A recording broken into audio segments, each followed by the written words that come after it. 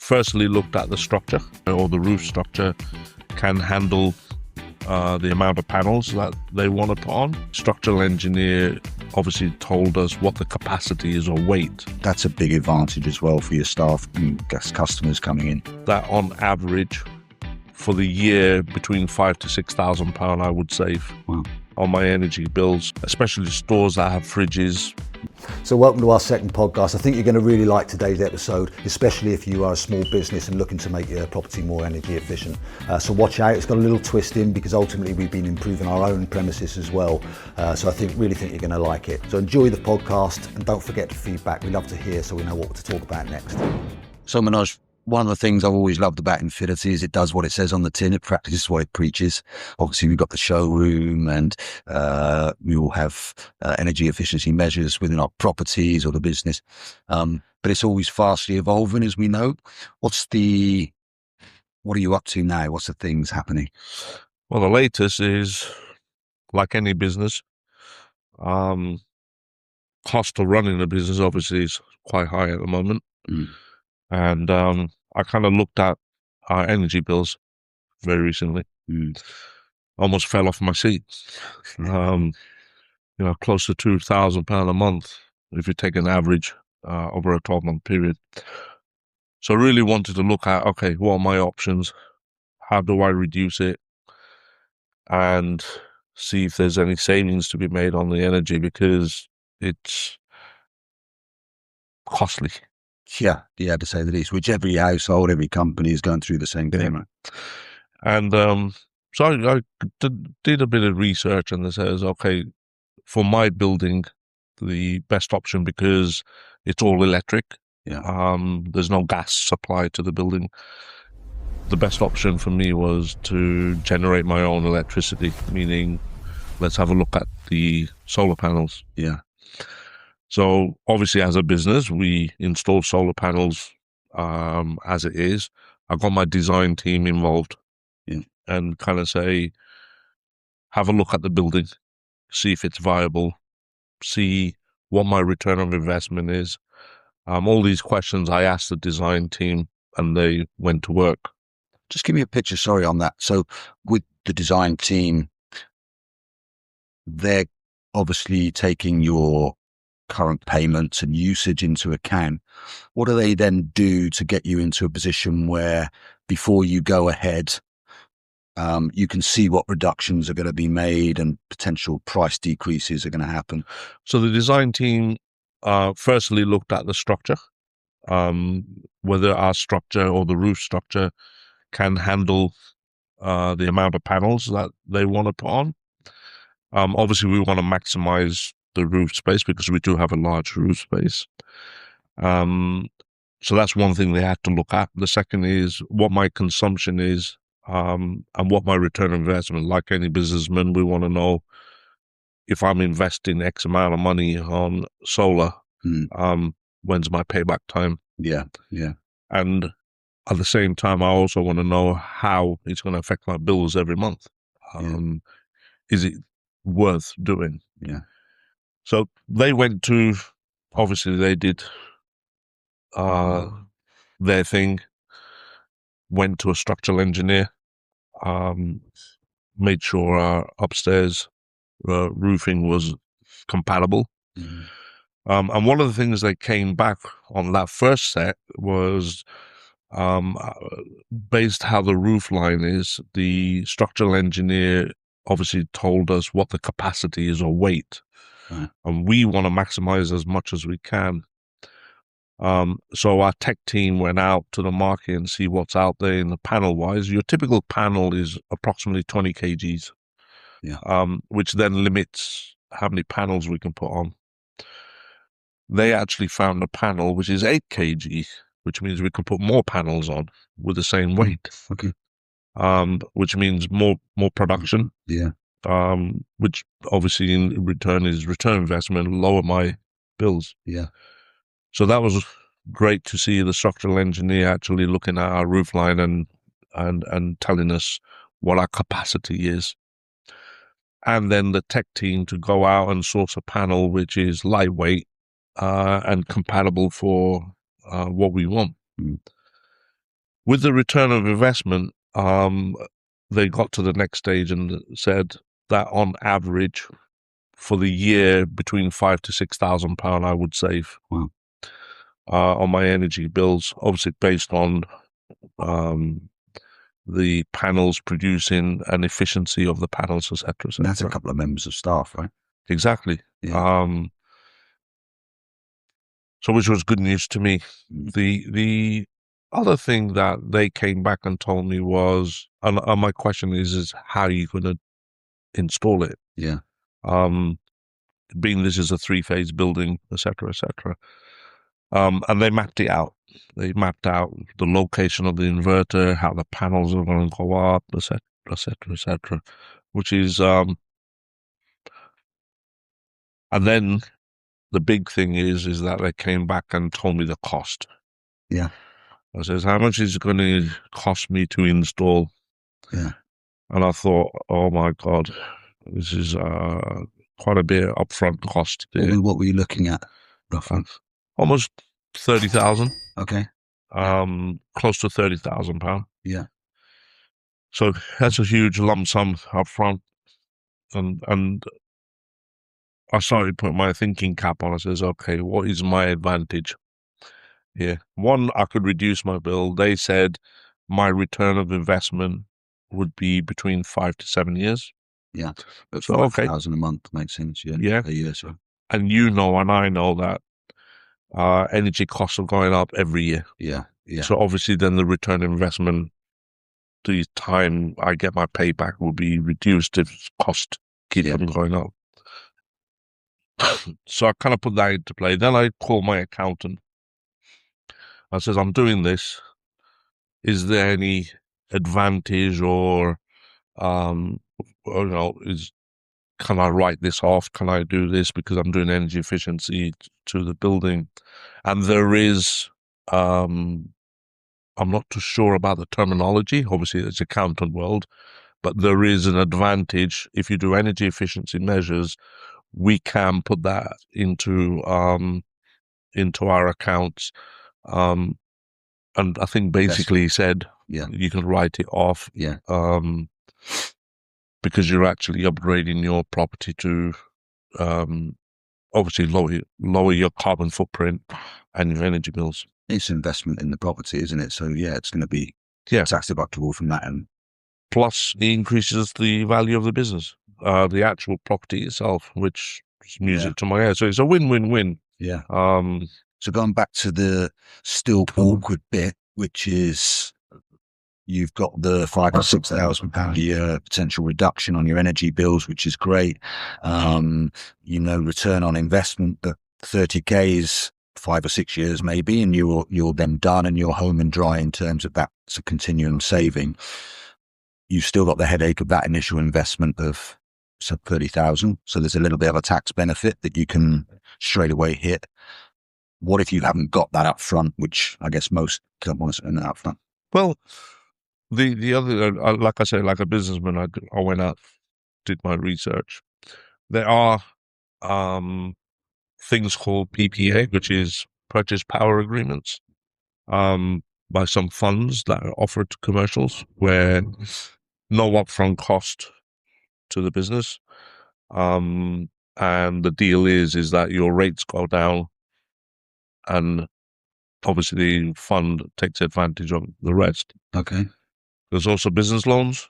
Yeah. So the banks are offering green business loans. Okay, so it's favourable because it's an energy measure. Correct. So their rates are quite favourable to the business. And there are some areas where you can get grants. And I was lucky that being a member of the Brent Climate Charter, they were offering a grant to do any energy efficient measure in your commercial building, and obviously our solar panels, energy efficiency. Yeah. And they actually gave us 10 grand towards it. Oh, wow. So tapping into the local borough as well as government schemes, there's always something happening. Yes. So it's a timing element and seeing what's out there, because that's a third of your investment, right? Straight up. And there's a lot of encouragement for small and medium enterprises, just like us. to make energy efficiency calls on their own business premises. Yeah. So for me, the 30,000 now, I've got to find 20,000, which is great. I can live with that. And if I look at the long-term investment, where solar panels themselves last for 25 years, their efficiency is 25 years. To me, it's a no-brainer. Yeah, yeah. No, absolutely. And in terms of the size of property that we're given an example on here, so square meterage, this build is... This building is 8,700 square feet. And so if I've got a small business, who's best for going for this right now? Is it the SMEs? I would say the SMEs, majority of them need help. Yeah. Your large corporates have obviously more cash flow. Yeah. Compared to small MSC, but the small SMEs you're using a lot of energy. So the likes of, if you just look in our neighborhood, the shops, commercial buildings like this, libraries, schools, they all need it. And I'm thinking of people that are reaching out to us commercially, and they are heavy usage. So it could be a store that has lots of refrigeration. So that's restaurants or shops. Because you think running those fridges 24 hours a day is huge cost, especially for restaurants. Absolutely. Fridges and freezers. And then you've got obviously things like gyms, because, they're constantly powering, whether it's showers or water facilities, etc. And we seem to be getting a lot of call from those types of facilities, like you say, as well as schools. I mean, they're huge now on the agenda. I would have, if our heating in this building was powered by gas, I'd probably switch. I would move over to an SOC pump technology for the heating, because if I'm electrifying upstairs, it only makes sense to switch the heating to SOC pump. Yeah. It kind of just makes sense. Yeah. And your fleet of vehicles is now changing. The cars to electric. Yeah.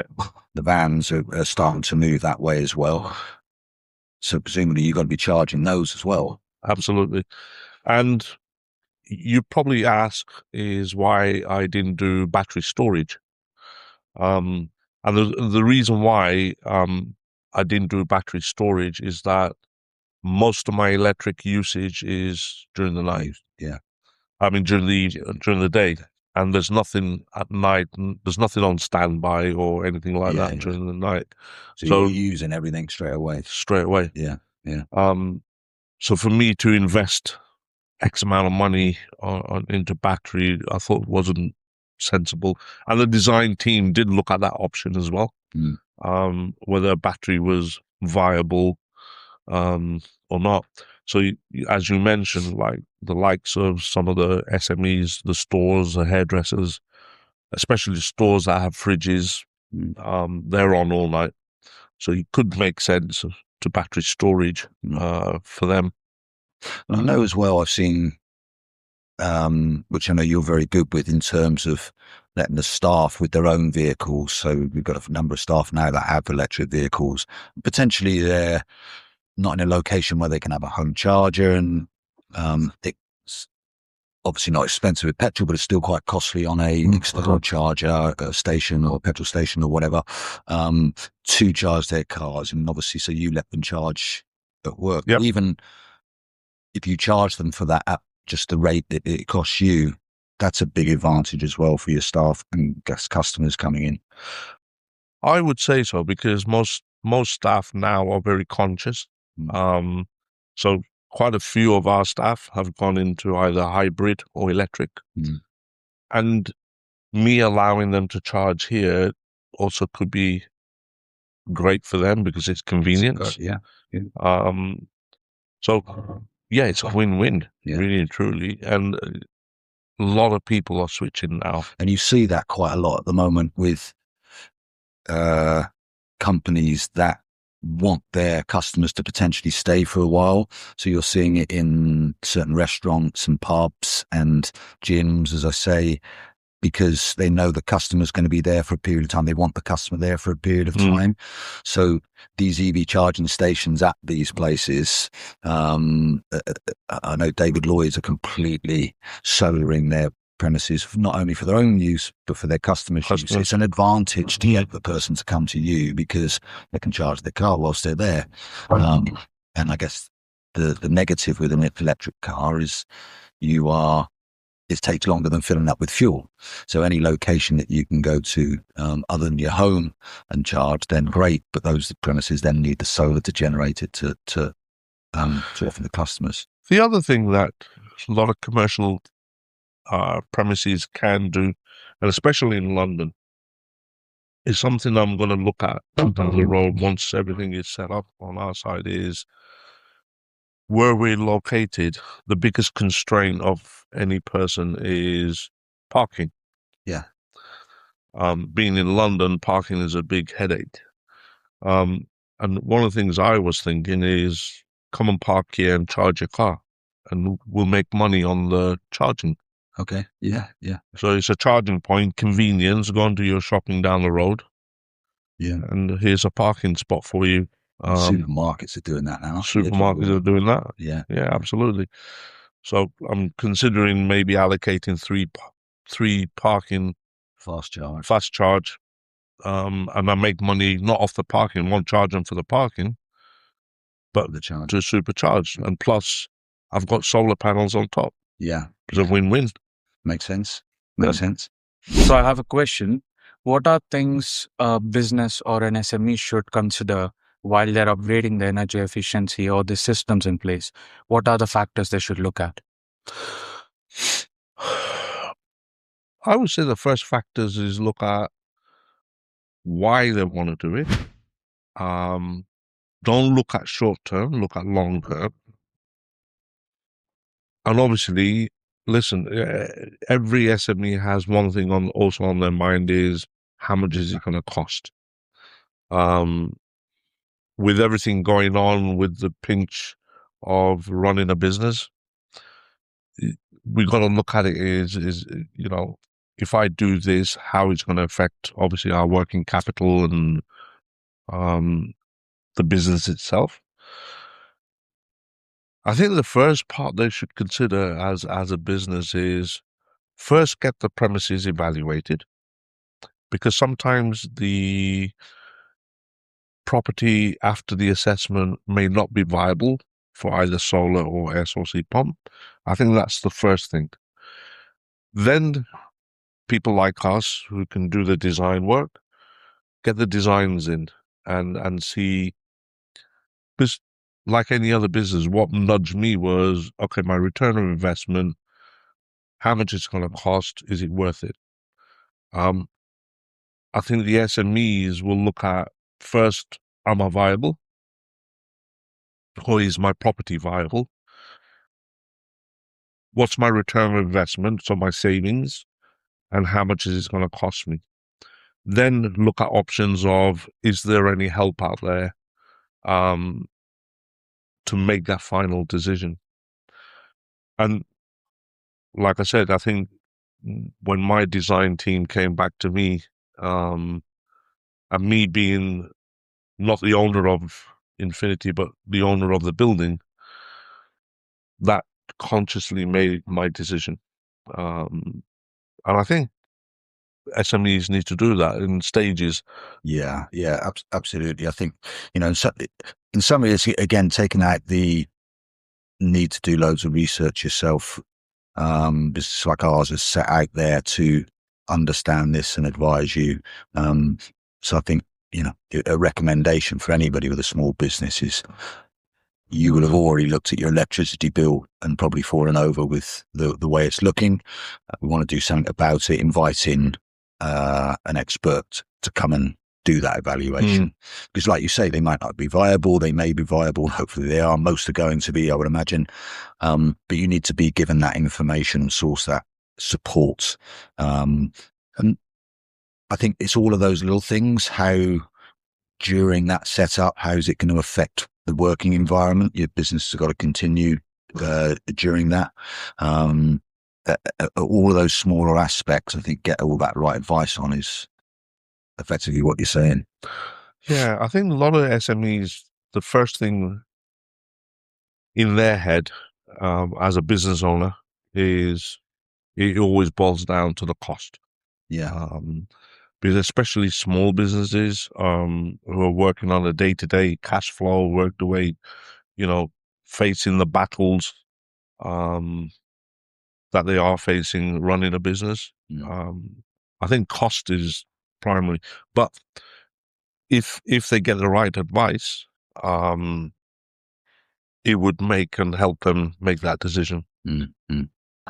What advice would you give to SMEs to start off their energy efficiency upgrade?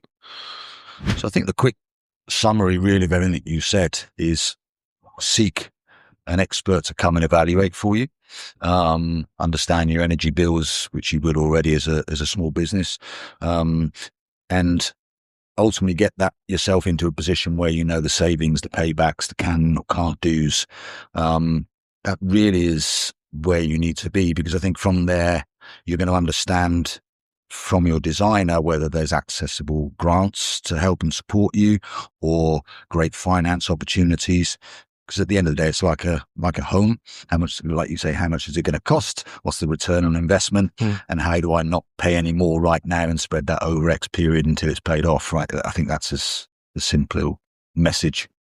I would agree with you. And a lot of people are getting conscious also about carbon footprint. Yeah. Where the policymakers are trying to encourage a lot of businesses to reevaluate their carbon footprint and what they're doing. I'm not too sure if you're aware that most commercial businesses now, or every single commercial businesses need what we call in the industry a non-domestic energy assessment, which kind of gives an overall footprint or energy efficiency rating of that particular building. Yeah. It's like an EPC. And obviously the government wants all SMEs or all businesses to get to a certain category of their EPC. Yeah. Obviously to get to net zero across the board, every single and it's fun. person needs to do I've it. seen the mortgage and lenders now that they're giving preferential rates based on your energy efficiency within your homes and businesses. So you actually get a better finance rate for doing more on your property building than not, which is showing where the shift is going. Yep, absolutely. Amazing. So I hope you enjoyed that episode. Listen, we're just having a chat and trying to help. We're always here, and hopefully that's coming across that if you do need some experience or some knowledge or some help, companies like ours are really, really out there to support you. So until the next time, please like, subscribe, share. That's how we all exist and grow. So if you did, then please do and make any comments. See you next time.